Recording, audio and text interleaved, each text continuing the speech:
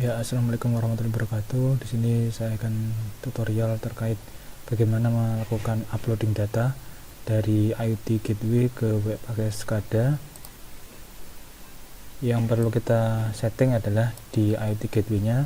Yang pertama kita tentukan untuk hostnya, bisa berupa link ataupun IP, kemudian juga portnya.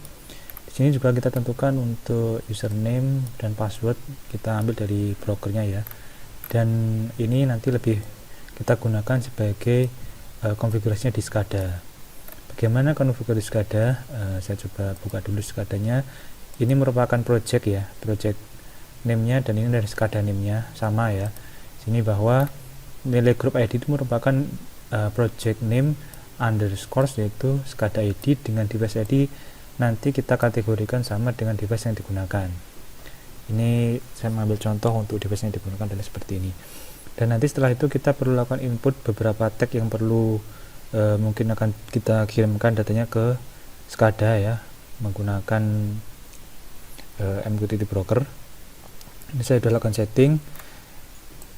Kita bisa ketahui nanti apa sih yang bisa dikirimkan. Ini berupa nilai berupa voltase, ada juga KWH, dan beberapa nilai parameter lainnya juga.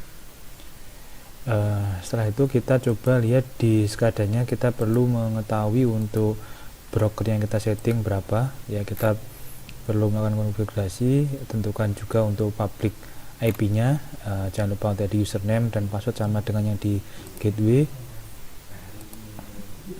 Coba kita kembali lagi ke project dan SCADA yang sudah saya create.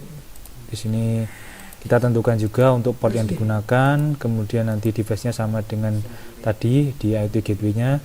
Dan jangan lupa di sini kita perlu memasukkan ya untuk username-nya dan password, kemudian juga terkait port number-nya pastinya. Dan ini adalah tag yang kita gunakan.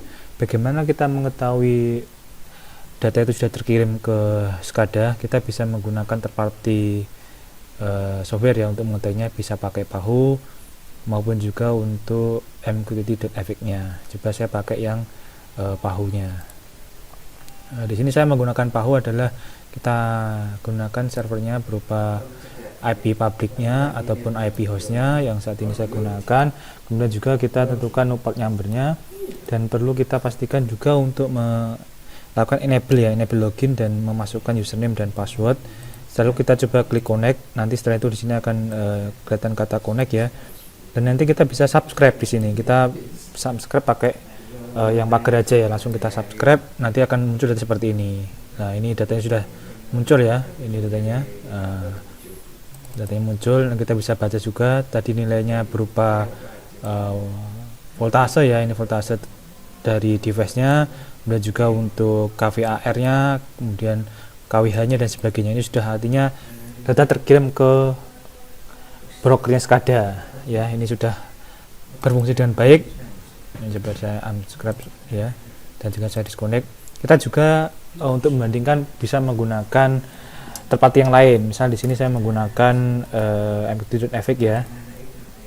Kita perlu melakukan konfigurasi dulu, perlu masukkan broker address-nya dan juga port dari brokernya, dan perlu kita pastikan untuk username dan password kita terkunci ataupun kita isi ya. Setelah itu kita klik connect ya, sama nanti akan muncul indikasi seperti warna hijau, artinya sudah terkoneksi, dan kita bisa klik subscribe di sini, dan nanti kita klik subscribe akan muncul datanya di bawah ini. Yaitu mungkin yang bisa saya ringkan, semoga dapat membantu bagaimana kita melakukan konfigurasi dari IoT Gateway ke broker menggunakan WebAS SCADA. Sekian.